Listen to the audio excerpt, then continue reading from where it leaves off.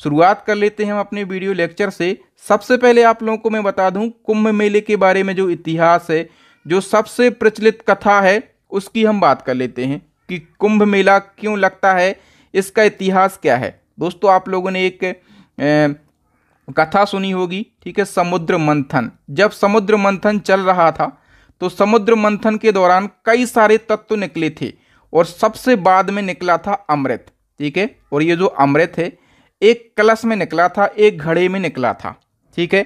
जैसे ही अमृत निकला तो देवताओं के बीच में और राक्षसों के बीच में क्या चलने लगा, संघर्ष चलने लगा, लड़ाई चलने लगी, ठीक है। तब इंद्र के बेटे थे जयंत, ठीक है, जयंत का इसमें रोल है। जो इंद्र के बेटे थे जयंत, वो इस अमृत कलश को लेकर भाग रहे थे, ठीक है।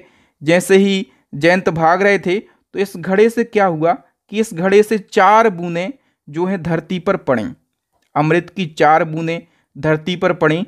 और ऐसा माना जाता है कि जहां जहां पर ये अमृत की 4 बूंदें पड़ी वहां वहां पर, मतलब उन 4 स्थानों पर कुंभ मेले का आयोजन किया जाता है। मैंने बिल्कुल शॉर्ट में, कम समय में और आसान भाषा में आपको सारी जानकारी समझा दी।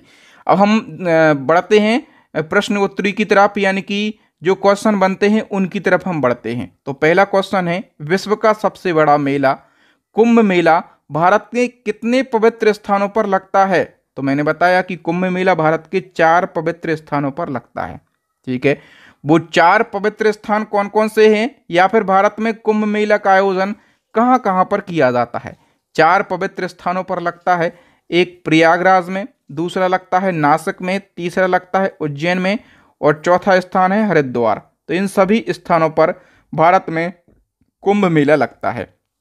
अब देखो कुंभ मेले के भी प्रकार हैं, इनको समझना जरूरी है। कुंभ मेला जो है 4 प्रकार का होता है। एक होता है कुंभ मेला, या फिर इसको पूर्ण कुंभ मेला भी कहा जाता है। ये प्रत्येक स्थान पर 12 वर्ष में आयोजित किया जाता है। जैसे अभी प्रयागराज में हो रहा है तो अगले 12 वर्षों के बाद ये फिर से प्रयागराज में होगा, ये कहलाता है पूर्ण कुंभ मेला, ठीक है। 2027 में कहाँ पर होने वाला है, नासिक में होने वाला है, ठीक है। तो 2027 के 12 वर्षों के बाद फिर से नासिक में होगा, ये कहलाता है पूर्ण कुंभ मेला।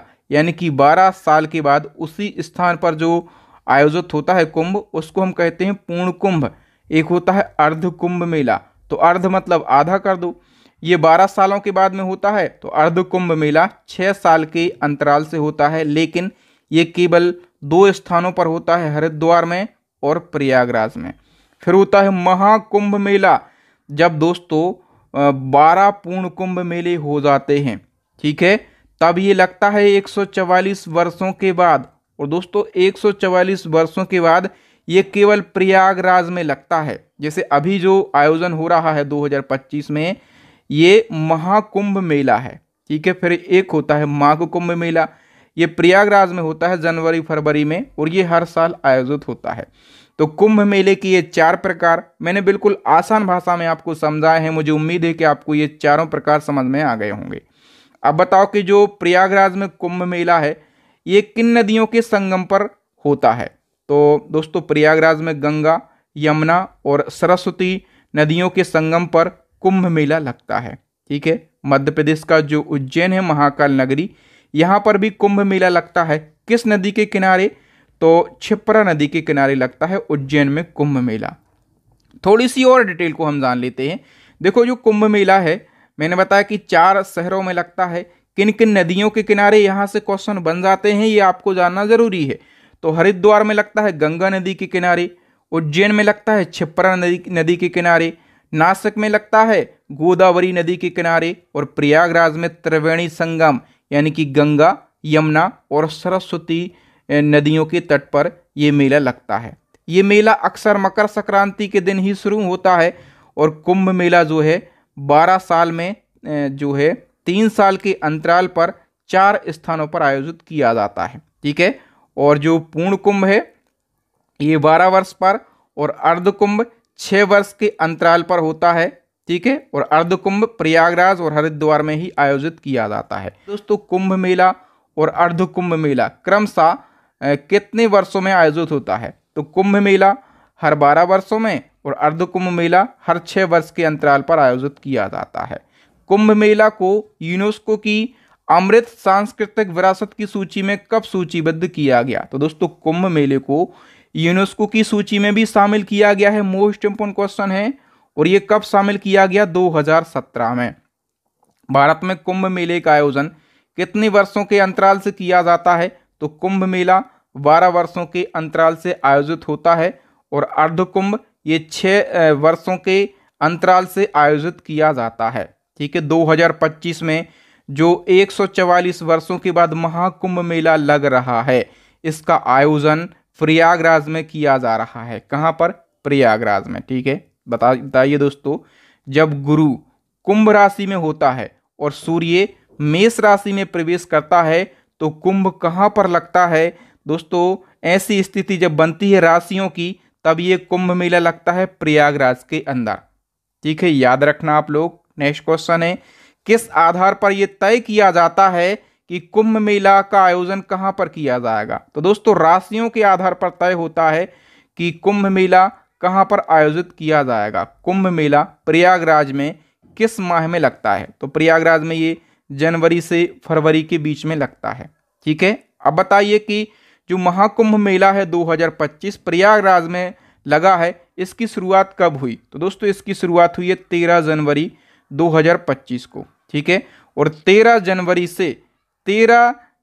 से ये कब तक चलने वाला है? ये चलने वाला है 26 फरवरी तक। याद रखना 26 फरवरी तक ये चलने वाला है। और ये क्वेश्चन अभी एनटीपीसी जो अभी रिसेंटली रेलवे का एग्जाम हुआ है वहां पर पूछा गया कि इसका आयोजन कब से कब तक किया जाएगा। ठीक है, मतलब जितने भी क्वेश्चन करवा रहा हूं सारे मोस्ट इंपोर्टेंट क्वेश्चन है। प्रयागराज कुंभ मेले में कितने शाही स्नान होने वाले हैं? कितने शाही स्नान होंगे? 6 शाही स्नान होंगे। ठीक है, कौन कौन से तो मैं आगे आपको बताऊंगा। सबसे पहले महाकुंभ मेले का जो पहला शाही स्नान है किस दिन होगा? जब महाकुंभ मेले की शुरुआत हुई 13 जनवरी को, तब इसका पहला शाही स्नान था। ठीक है, 6 शाही स्नान होंगे मैंने आपको बताया। जो पहला शाही स्नान है ये 13 जनवरी को पौष पूर्णिमा के दिन, दूसरा 14 जनवरी को मकर संक्रांति के दिन, तीसरा 29 जनवरी को मौनी अमावस्या के दिन, जो चौथा है 2 फरवरी को बसंत पंचमी के दिन, पांचवा 12 फरवरी को माघ पूर्णिमा के दिन, और जो छठा और अंतिम है जब मेले का अंतिम दिन होगा 26 फरवरी को महाशिवरात्रि पर इसका छठा शाही स्नान होगा। ठीक है, महाकुंभ मेले का संबंध किस पौराणिक घटना से है? तो इसका संबंध है समुद्र मंथन से। और मैंने आपको बता दिया समुद्र मंथन के दौरान जब राक्षसों के और देवताओं के बीच में संघर्ष हुआ, तब इंद्र के बेटे जयंत जो अमृत कलश से उसको लेकर भाग रहे थे, तो अमृत की 4 बूंदें पृथ्वी के 4 स्थानों पर पड़ी और उन्हीं 4 स्थानों पर कुंभ मेले का आयोजन किया जाता है। ठीक है, महाकुंभ मेले के लिए प्रयागराज में कौन सा प्रमुख ढांचा बनाया गया? दोस्तों इतना बड़ा मेला है, ये इतना बड़ा मेला है कि इस मेले को संभालने के लिए एक अस्थायी व्यवस्था बनाई जाती है, एक अस्थायी नगर बनाया जाता है। ठीक है, याद रखना अस्थायी नगर जो है महाकुंभ मेला मतलब एक नगर बनाया गया है महाकुंभ मेला नाम से। ठीक है, और उसको उत्तर प्रदेश का 76वां जिला भी घोषित किया गया है, लेकिन अस्थायी रूप से केवल कुछ समय के लिए। नेक्स्ट, महाकुंभ मेला 2025 का मुख्य आयोजक कौन सा है? मतलब मेले का आयोजन किसके द्वारा किया जा रहा है? तो इसका मुख्य आयोजक है उत्तर प्रदेश सरकार। ठीक, जो कुंभ है इसका शाब्दिक अर्थ क्या होता है? तो देखो जो कलश मिला था अमृत का, ठीक है, तो उसी के नाम पर इसका नाम पड़ा है कुंभ।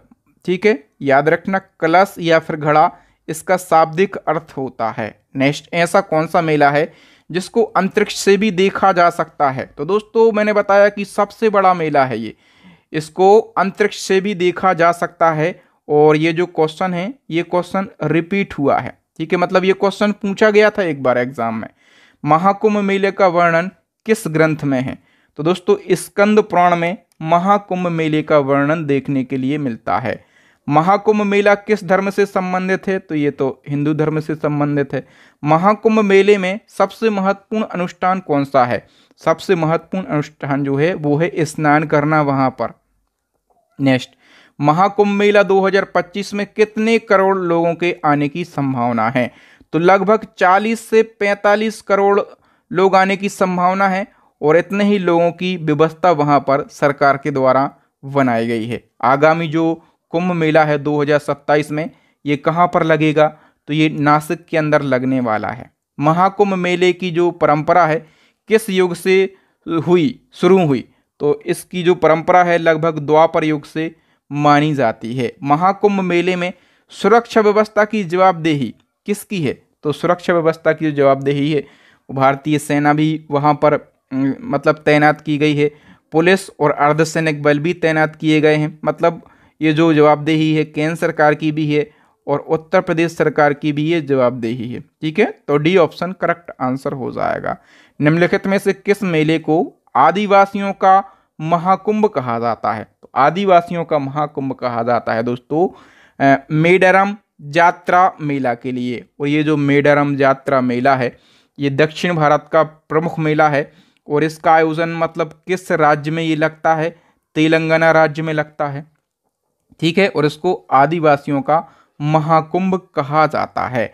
नेक्स्ट क्वेश्चन है उत्तर प्रदेश का 76वां अस्थायी जिला किसे घोषित किया गया? तो देखो दोस्तों, महाकुंभ मेले का आयोजन चल रहा है। ठीक है, तो महाकुंभ मेले के नाम से ही उत्तर प्रदेश का 76वां अस्थायी जिला बनाया गया है। ठीक है, कुछ समय के लिए, और 4 तहसीलों और 67 गांव इस जिले में शामिल किए गए हैं और कुछ समय के बाद इस जिले को भंग कर दिया जाएगा। समझ गए आप लोग? तो दोस्तों एक क्वेश्चन आप सभी लोगों के लिए है, इसका कौन सा आंसर सही होगा कमेंट बॉक्स में ज़रूर बताएं।